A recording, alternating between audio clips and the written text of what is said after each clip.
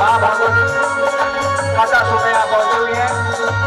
तमाम हमारे भक्त माता बहने और सभी साथियों से हमारा निवेदन है।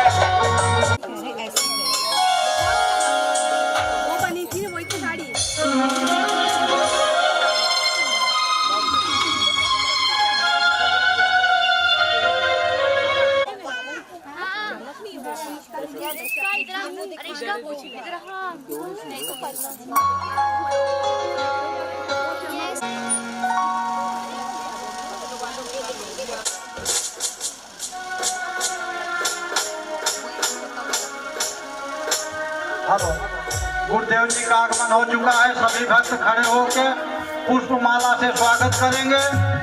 गुरु जी के पैर कोई नहीं छुएंगे। जय श्री राधे, जय श्री कृष्ण। गुरु जी कुछ ही क्षणों पश्चात व्यासपीठ पे आसीन होने वाले हैं। सभी भक्त उनका स्वागत।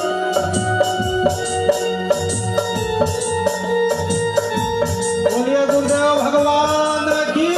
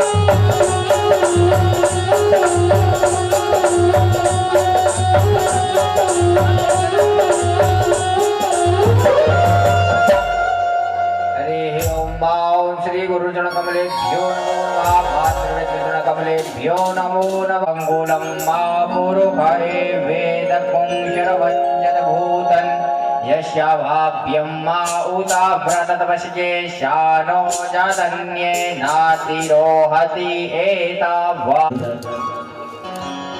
राधे राधे। जय श्री राधे, जय श्री राम, जय श्री कृष्ण। निवेदन है आप सभी लोग भारी से भारी संख्या में आए और भगवान की कथा को श्रवण करें और अपने जीवन को कृतार्थ करें। हनुमान जी महाराज की आरती होने जा रही है। जय श्री राम।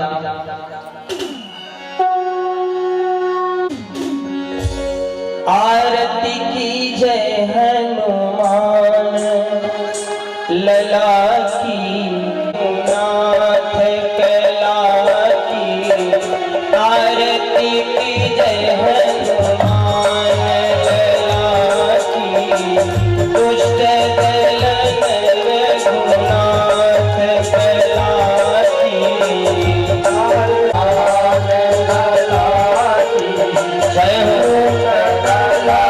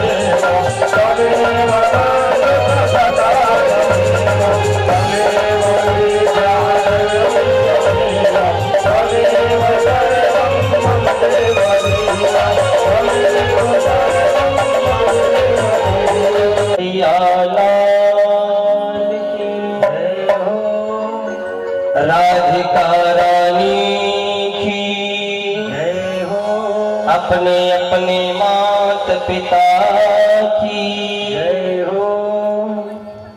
सभी देव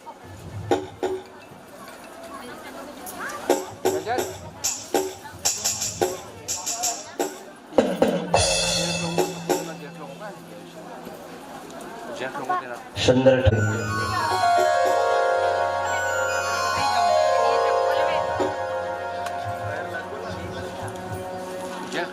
हम सब भगवान के दरबार की ओर चलते हैं।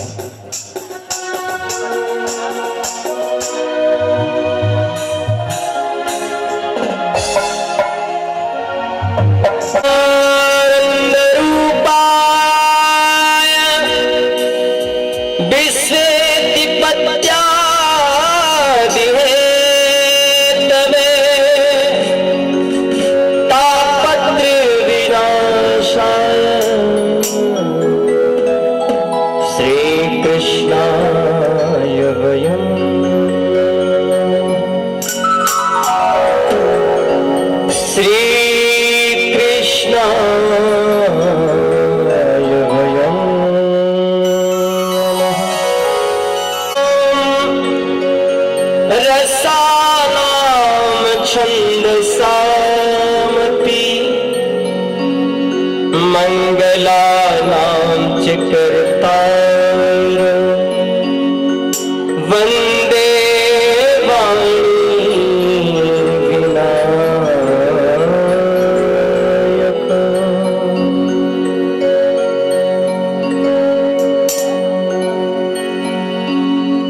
मुरारी हे नाथ नारायण वासुदेवा,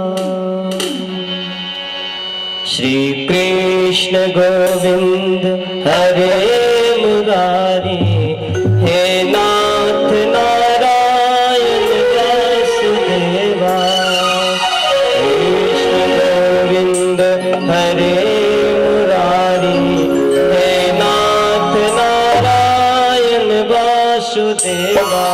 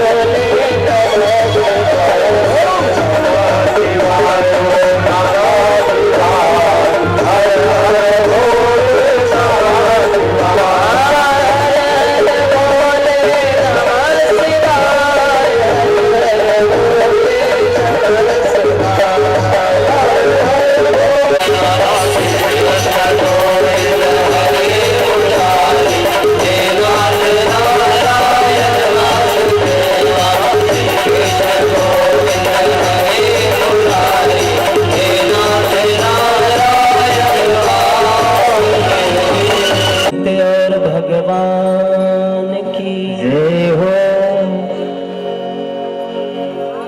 जानकारी कथा राम जी की है कल्याणकारी, मगर ये करेगी असर धीरे धीरे। कथा राम जी की है कल्याणकारी,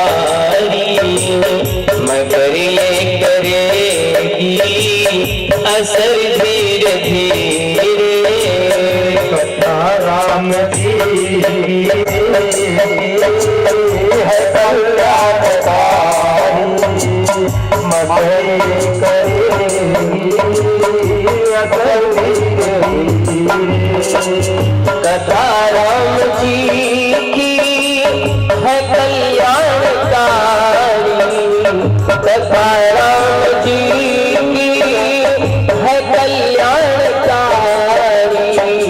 मगर ये करेगी असर धीरे धीरे। सभी झंझटों से नमोगा मिलेगा,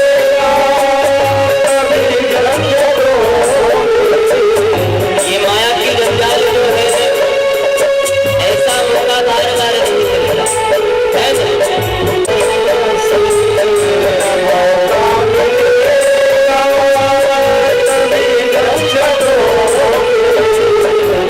ऐसा भी हो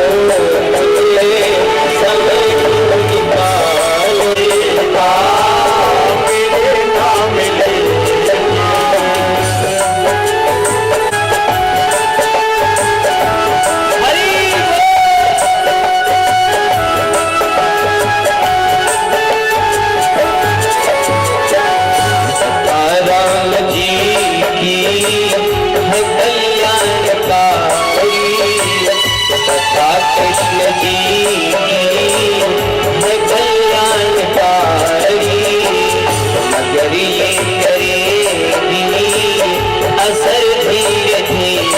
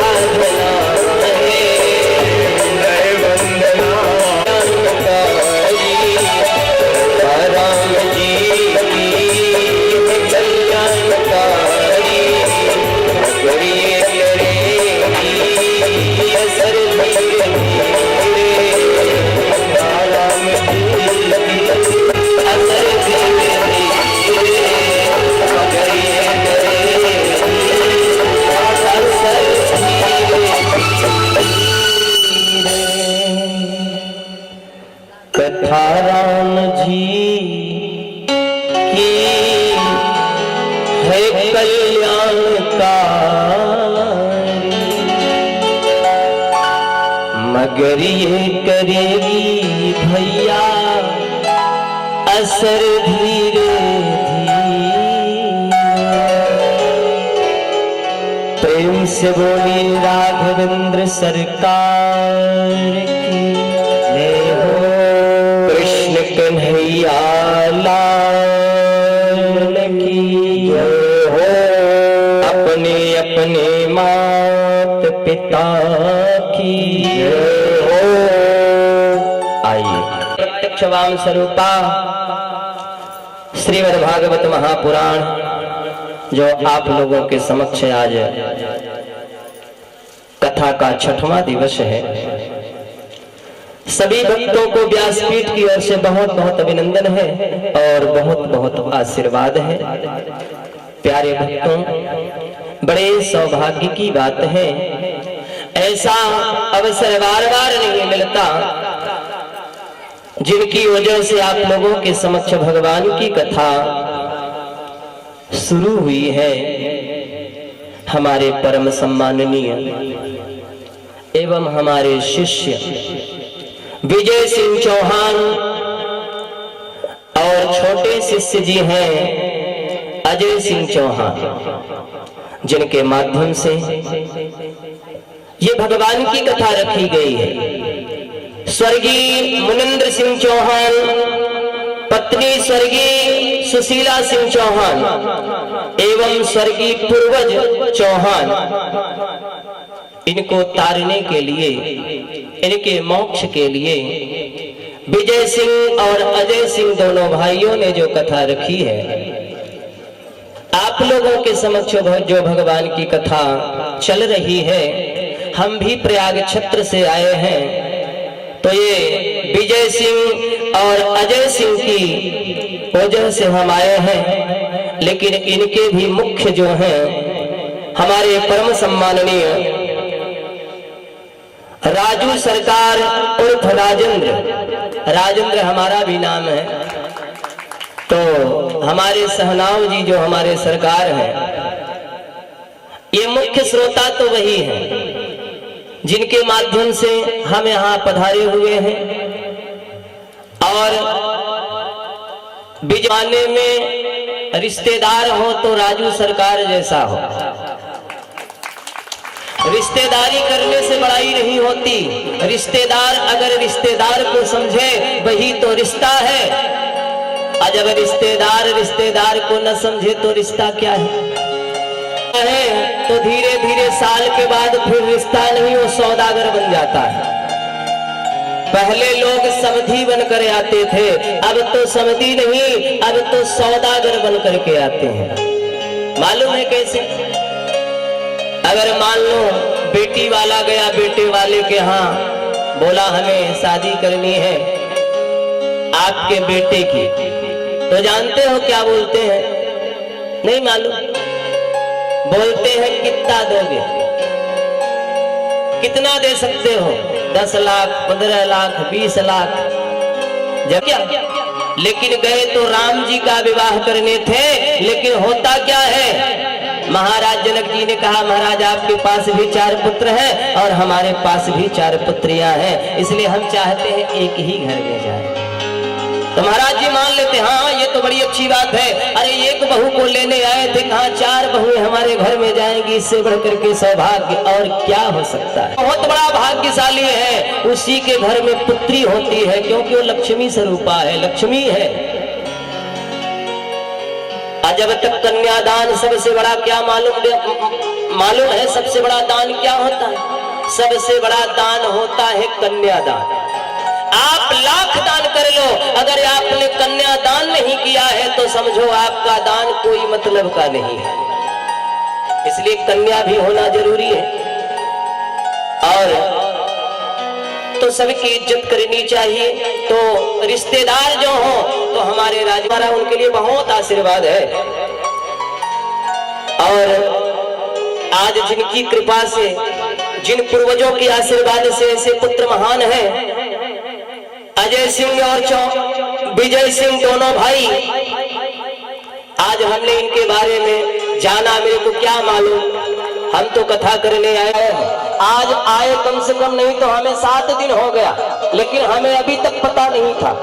लेकिन ठाकुर जी की कृपा से आज हमें पता चला।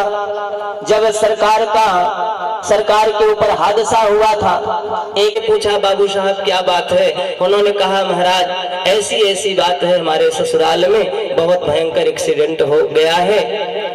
तो मैं बोला सरकार चिंता मत कीजिए, प्रभु के हाथ में सब है, बिल्कुल अच्छा ही अच्छा होगा।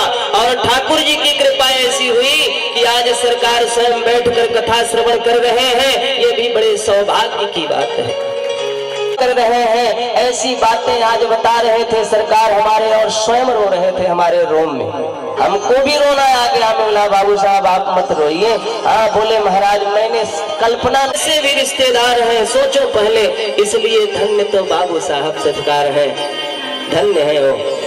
हम भी हैं, आज देन उनकी है। सरकार ही नहीं, उनके सारे परिवार और उनके सब बंधु सब उनके लिए भगवान से प्रार्थना किए। भांजी भांजा रिश्तेदार जितने हैं सबकी यही अपेक्षा थी भगवान अच्छे हो जाए। धन्य है वो डॉक्टर जिन्होंने इनकी दवा किया।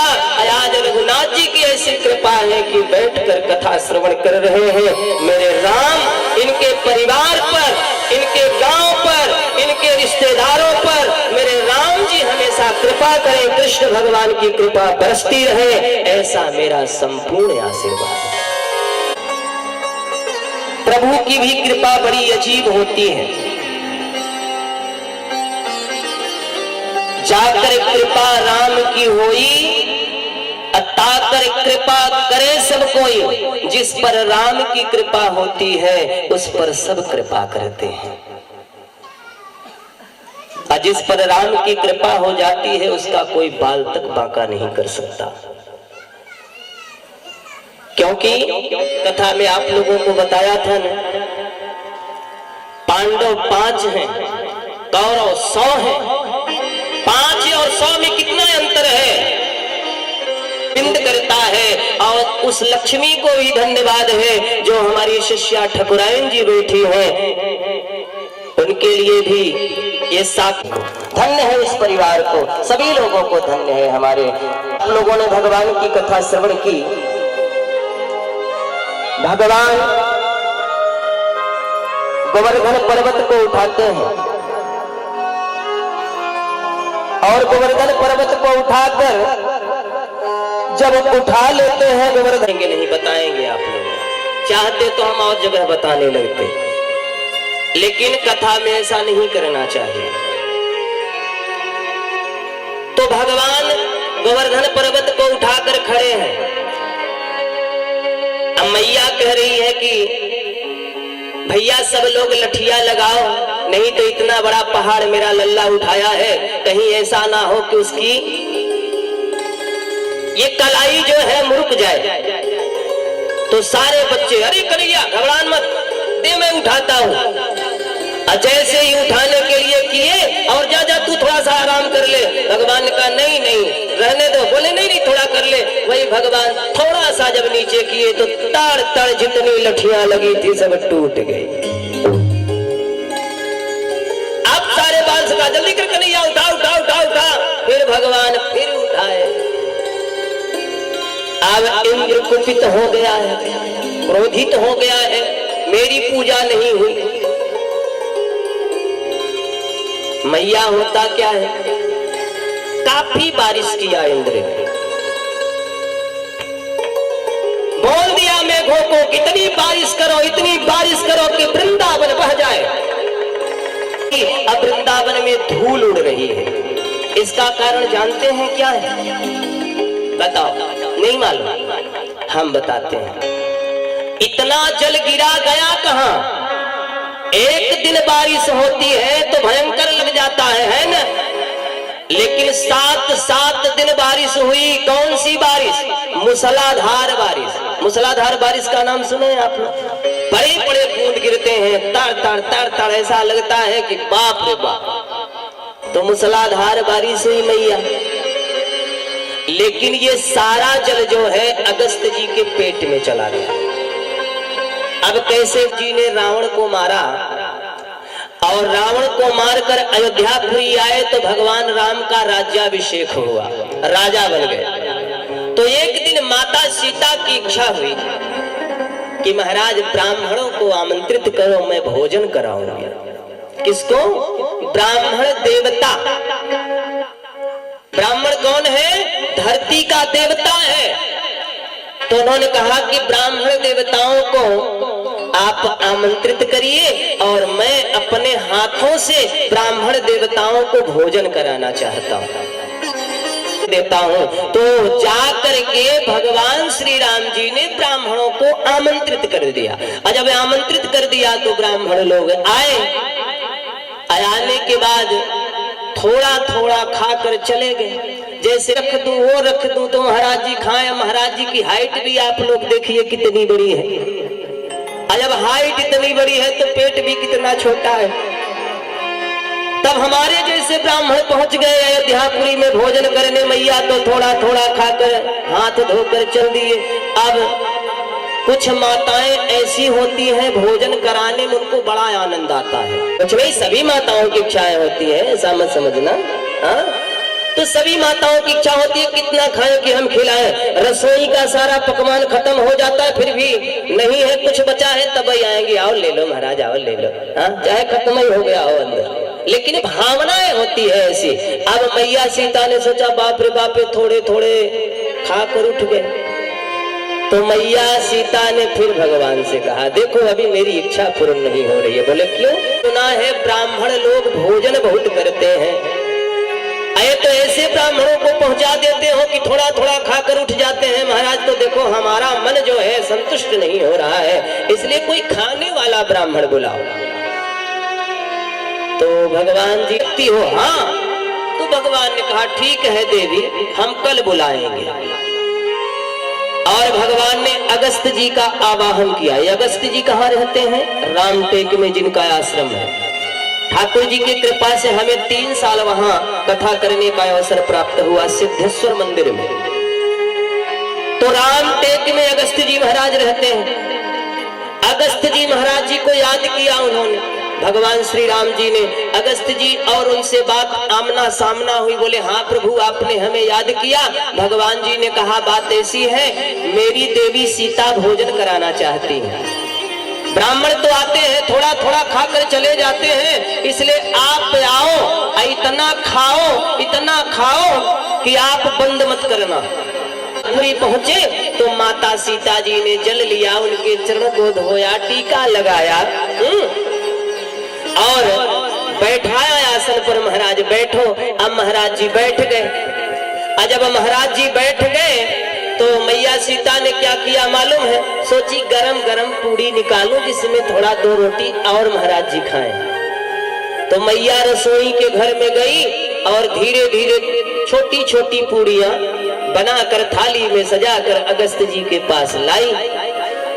अच्छा, तो अगस्त जी के पास जब लेकर आई तो अगस्त जी ने छोटी छोटी कटोरी देखी तो उन्होंने कहा मैया ये क्या है? उन्होंने कहा महाराज ये लड्डू है, ये गुलाब जामुन है, ये जलेबी है। नहीं होगा उसके पहले ही आपके पास पहुंच जाएगा। और भगवान बैठे हैं, इशारा कर रहे हैं कि हाँ इतना खाना, किसी का को ये पता चल जाए कि हाँ ब्राह्मण खाते हैं। माता जी अंदर जाती है कि अगस्त जी की थाली खाली, और आवाज लगा देते हैं मैया जल्दी करो, थाली खाली हो गई। अब मैया जल्दी जल्दी जल्दी जल्दी बनाकर लाती हैं, फिर देती हैं, फिर अंदर जाती हैं। जैसे ही पूरी बेलने लगती है कि अगस्त जी की आवाज आ जाती है मैया जरा जल्दी करो, थाली खाली हो गई। अरे बाप रे बाप, अब तो मैं सुबह से शाम हो गई, अगस्त जी का भोजन चल रहा है, शाम से सुबह हो गई। अब अगस्त जी बस बोलते नहीं। अब मैया जल्दी जल्दी सोचती है क्या बताऊं, ब्राह्मण अगर बिना खाए रह गया तो श्राप भी दे देगा।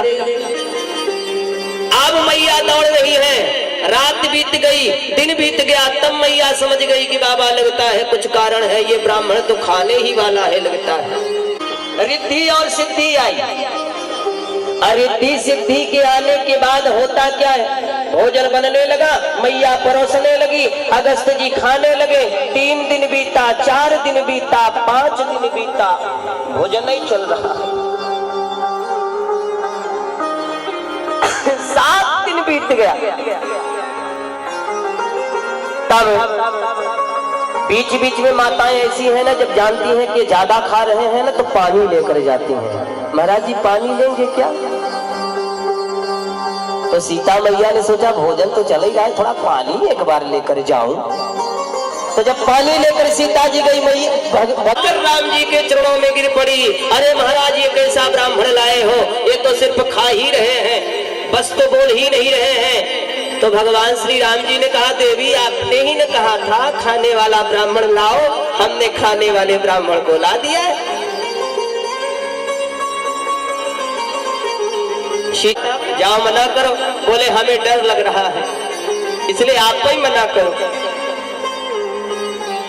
किंतु भगवान का इशारा अगस्त जी समझ गए तो बड़े जोर से कहते हैं मैया अब पानी लाओ, भोजन हो गया।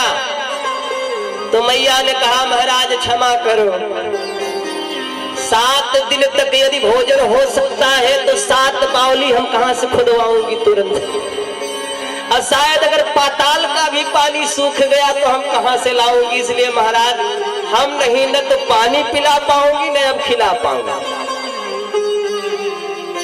तो अगस्त जी राम जी की ओर देखे, बोले कस प्रभु जाएं।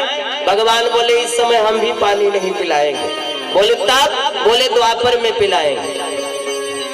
जब कृष्ण के रूप में हमारा जन्म होगा, हम द्वापर में कृष्ण के रूप में आएंगे, उस समय हम गोवर्धन पर्वत उठाएंगे, पूजा गोवर्धन की करवाएंगे, जिसके कारण इंद्र नाराज हो जाएगा तो 7 दिन तक बारिश करेगा, और जब बारिश करेगा तो उस समय सारे जल को आप पीते जाना, जिसमें हमारे वृंदावन में एक भी बूंद ना गिरे। जी ने सारा जल पी गए थे। बोलो वृंदावन बिहारी लाल की जय हो। भोले बाबा ने कहा देवी आप तैयार होकर कहाँ जा रही हैं?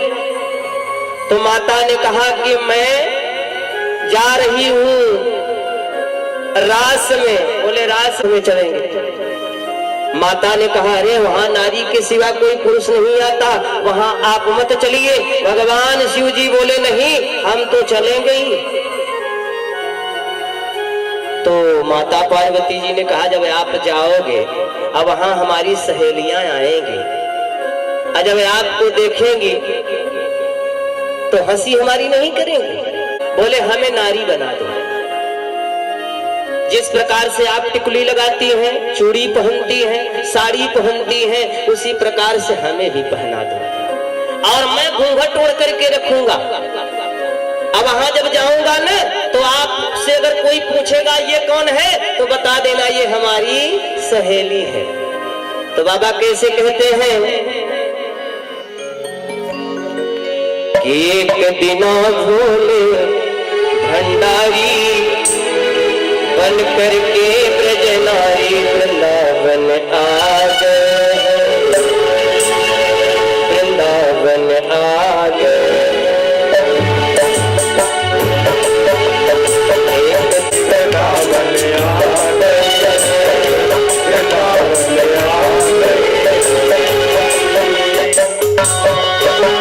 जी मना तिहारी पार्वती जी मना तिहारी नामा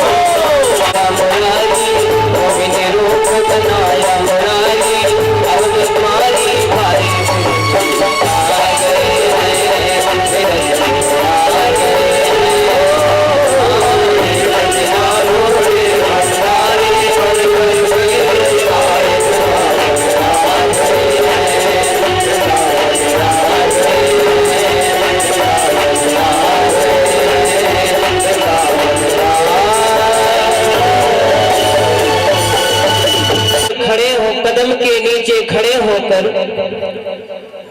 और बंसी बजाने लगते हैं। और जब बंसी बजाए न मेरी माँ तो होता क्या है, गोपिकाएं जब भगवान ने बंसी बजाई तो भगवान के बंसी की आवाज सुनकर एक गोपी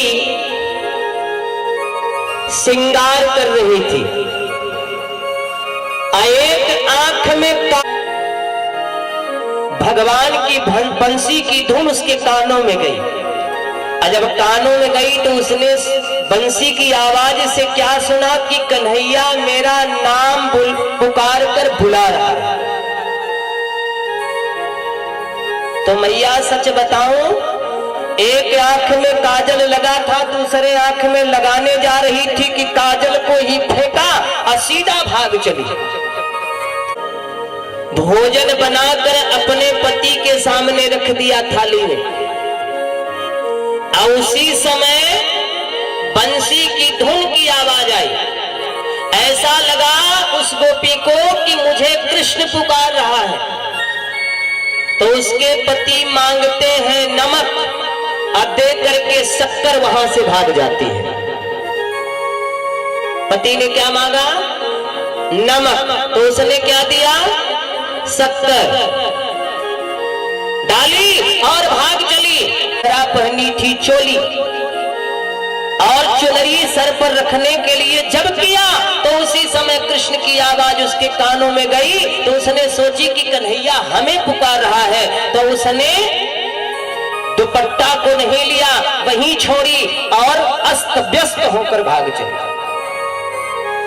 पहुंच गई, सामने खड़ा हो गया। कहां जा रही? उसने कहा मैं कृष्ण के पास जा रही हूं क्योंकि कृष्ण हमें बुला रहा है।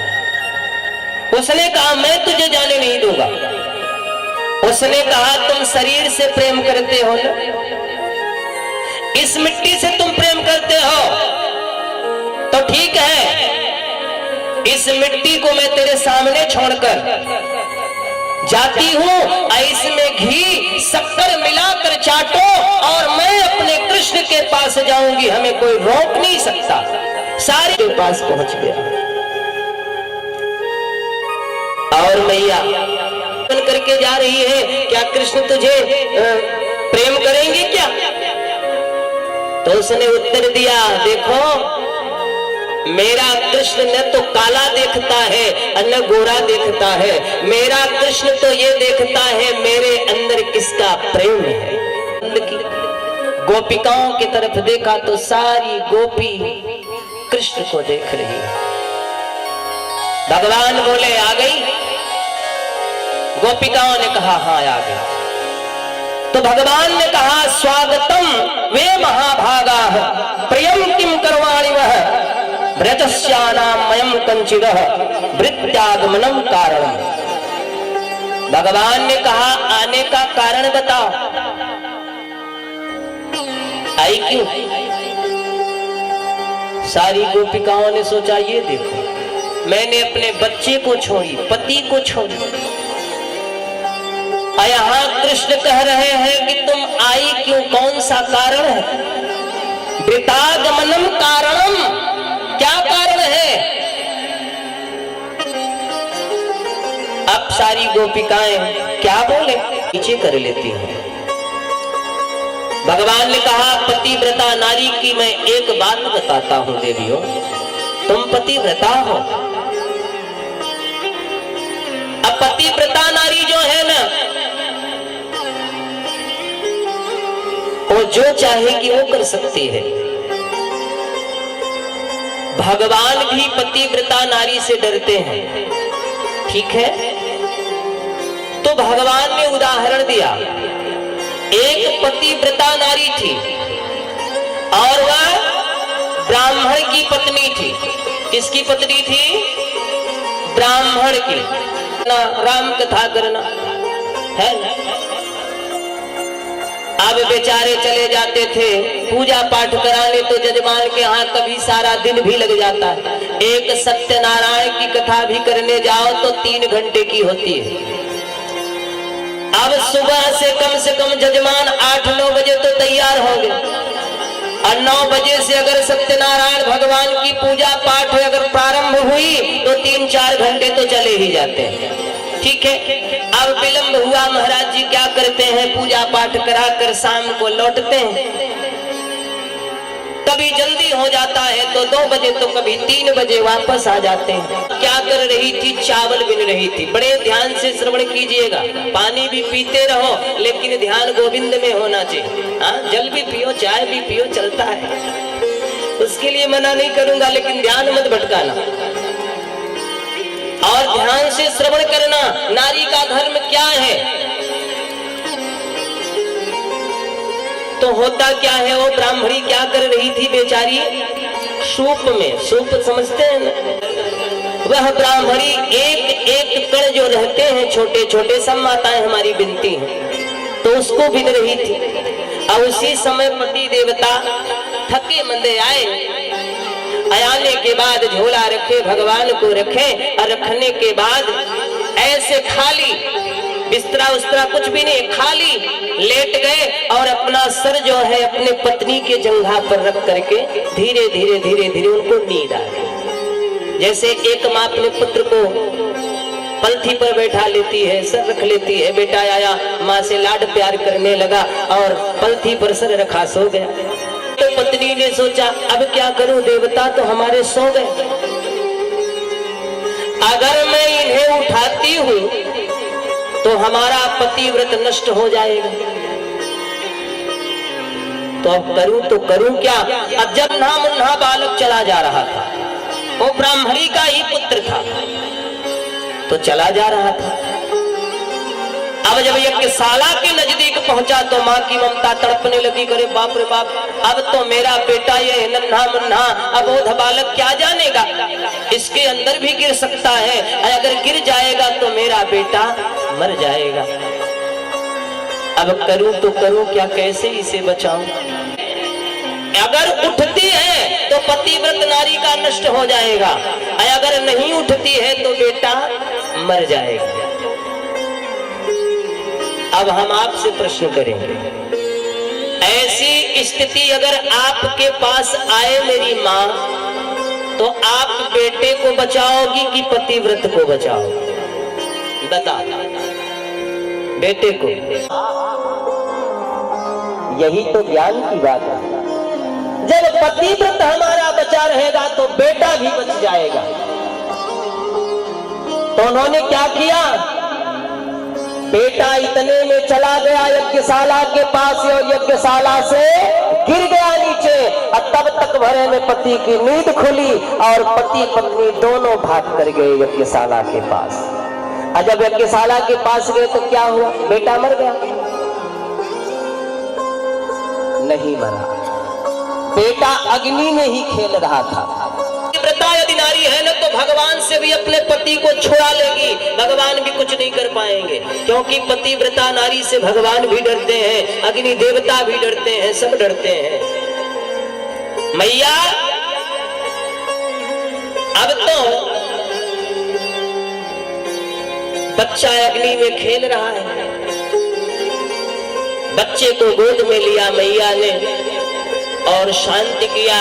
इसलिए भगवान ने कहा तुम पतिव्रता नारी हो, अपने पतियों को छोड़ कर आई हो, ये तुम्हारा धर्म नहीं है, ऐसा नहीं करना चाहिए। तो हमें पतिव्रत का बात बता रहे हैं, तो उन्होंने कहा कन्हैया एक बात मैं भी बोलूं, तो भगवान बोले हाँ हाँ तुम भी बोलो, तुम्हारा भी अधिकार है। अब मैं भी कहना चाहती हूँ, हाँ हाँ बोलो, तुम भी बोलो। तो उन्होंने कहा कि बात ऐसी है, एक पति और पत्नी थे और दोनों में बड़ा प्रेम था। एक पति और पत्नी दोनों प्रेम कर रहे थे। बोले सुनाओ। तो उसने कहा कि दो पति थे, एक पति थे और एक पत्नी थे, दोनों में बड़ा घनिष्ठ प्रेम था। और दोनों एक दिन पति परदेश जाने लगा कि देवी बात ऐसी है, मैं जा रहा हूँ परदेश और अब हमें धर्मोपार्जन भी करना चाहिए, बेटी का भी विवाह करना पड़ेगा तो उसमें भी पैसे लगेंगे, इसलिए हम परदेश जा रहे हैं। तो उन्होंने कहा ठीक है, लेकिन आप परदेश जाओगे तो मैं आपके बिना रह नहीं पाऊंगी। तो उसने कहा देवी तुम मुझसे प्रेम करती हो कि शरीर से? तो उसने कहा मैं आपसे प्रेम करती हूँ। तो उसने कहा ठीक है, अगर इस मिट्टी के शरीर से आप प्रेम करती हैं तो मैं एक मिट्टी का पुतला बनाता हूँ, अब पुतला बनाकर तुम्हारे पास रखता हूँ और उस पुतले को तुम एक काम करना, उस पुतले को तुम अपने पास रखना और रखने के बाद जिस प्रकार से तुम मेरी सेवा करती हो ना, उसी प्रकार से उस मिट्टी के पुतले की करना। ठीक है, उसने मिट्टी का पुतला बनाया। अब मिट्टी का पुतला बनाने के बाद प्रतिदिन का नियम था, जिस प्रकार से पति की सेवा की जाती है उसी प्रकार से प्रतिदिन वह पत्नी अपने पति की सेवा करती थी, सेवा करती थी। उसका नियम था पर डे का, स्नान कराना, भोजन रखना, चंदन लगाना, चरण धोना पति का। आज्ञा की सुनी होगी, उन्होंने अपने पति की सेवा की और जब उन्होंने पति की सेवा की, पतिव्रता बनी मैया ने, तो उस समय होता क्या है, भगवान परीक्षा लेने आए। और जब भगवान परीक्षा लेने आए, उन्होंने कहा देवी हम तुम्हारे यहाँ भोजन प्रसादी करेंगे, लेकिन एक शर्त है। उन्होंने कहा क्या? उन्होंने कहा आपके शरीर पर एक भी वस्त्र नहीं होगा, तभी मैं भोजन करूंगा। क्योंकि त्रिदेवियों ने परीक्षा लेने के लिए बहुत बार भेजा, लेकिन असफल हो गए, अंत में अपने पतियों को ही भेज दिया कि अब आप जाओ। तो ब्रह्मा, विष्णु और महेश तीनों गए। तो मैया ने सोचा करे राम राम, बाबा के भेष में थे, उन्होंने सोचा कि अरे ये ऐसा कैसे हो सकता है। लगाया ध्यान उन्होंने अपने पति का, जब पति का ध्यान लगाया तो तीनों मूर्तियों का दर्शन हो गया, ब्रह्मा, विष्णु, महेश। जब दर्शन हुआ तब समझ गई अच्छा आप लोग। परोसने के बाद जब उनके सामने रखा मैया ने और हाथ में जल लिया, पति का स्मरण करते हुए, और जैसे ही जल को फेंका कि ब्रह्मा, विष्णु, महेश तीनों छोटे छोटे बालक हो गए। तो पतिव्रता में इतनी बड़ी ताकत है। तो उन्होंने कहा कि ठीक है कन्हैया। तो जब वो पति चला गया परदेश, अब परदेश जब चला गया, परदेश के बाद जब 2 साल बाद वापस आया, अब दरवाजा बंद है, पति बाहर है। जिसको मैं मिट्टी के पति को मान बैठी हूँ, उसकी सेवा कर रही हूँ, तो अगर पति आया है तो दरवाजा खोलना चाहिए कि नहीं? बोलो मेरी माँ, अब आप ही बोलो। तो भगवान बोले खोलना चाहिए। तो गोपिकाओं ने कहा महाराज खोलना चाहिए ना? बोले हाँ। तो बोले महाराज तब बताइए कि ऐसे बर को क्यों बरे जो जन्मे और मर जाए, अबर बरिए गोपाल जी जैसे चुड़लो अमर हो जाए। तो महाराज जब ये शिलापति मिल गया है तो फिर हमें मिट्टी के पति की क्या जरूरत है? ठीक है, आप लोगों के पास पति कितने हैं बताओ, निश्चिंत होकर बताना। कितने पति हैं? एक सबके पास है। अब मैं कहता हूं 2 पति हैं।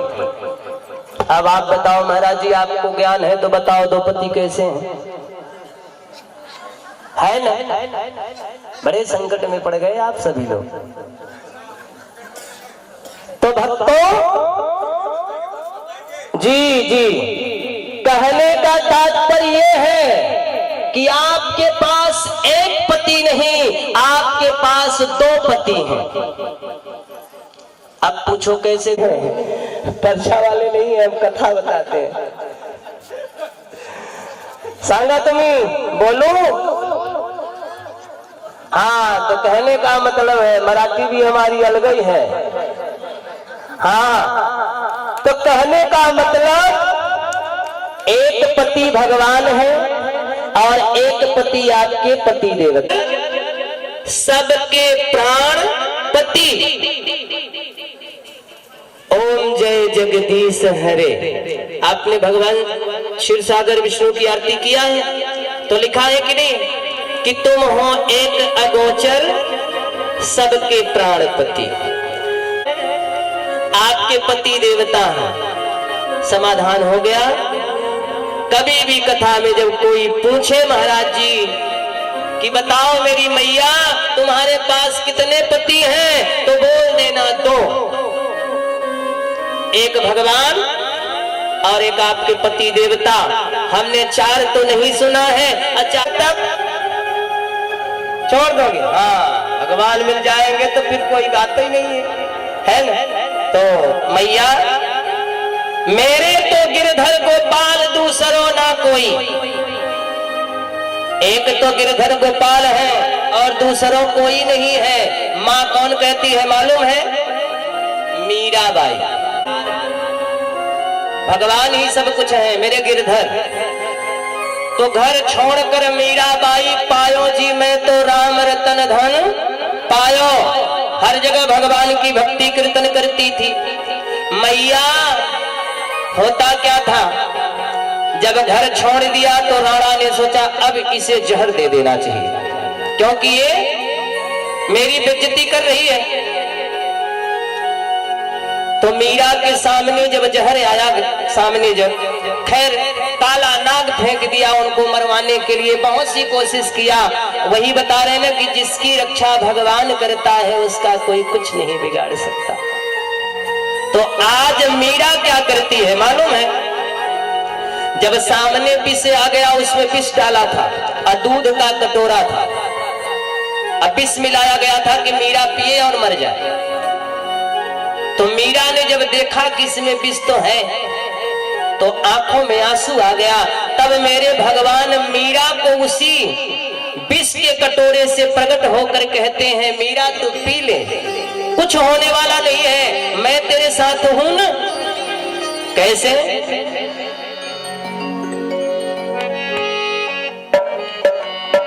कि काहे तेरी अखियों में पानी,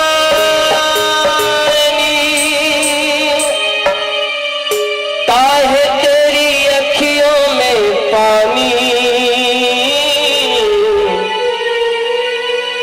काहे तेरी अखियों में पानी, काहे तेरी अखियों में पानी।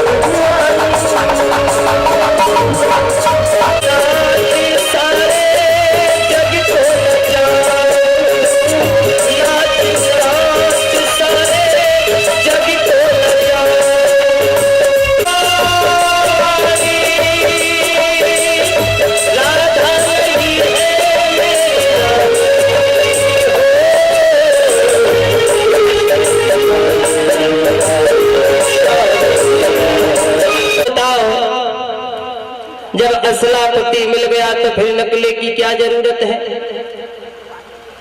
तो मैया इधर भगवान ने कहा ठीक है। सभी गोपिकाओं को बुलाकर भगवान रास करने लगते हैं। रास रचाया गया, सारी गोपिकाएं भगवान के सन्मुख नृत्य करने लगती हैं। कैसे? तो रास रचो वृंदावन, ऐसी रास रची गई वहां कि ऐसो रास रचो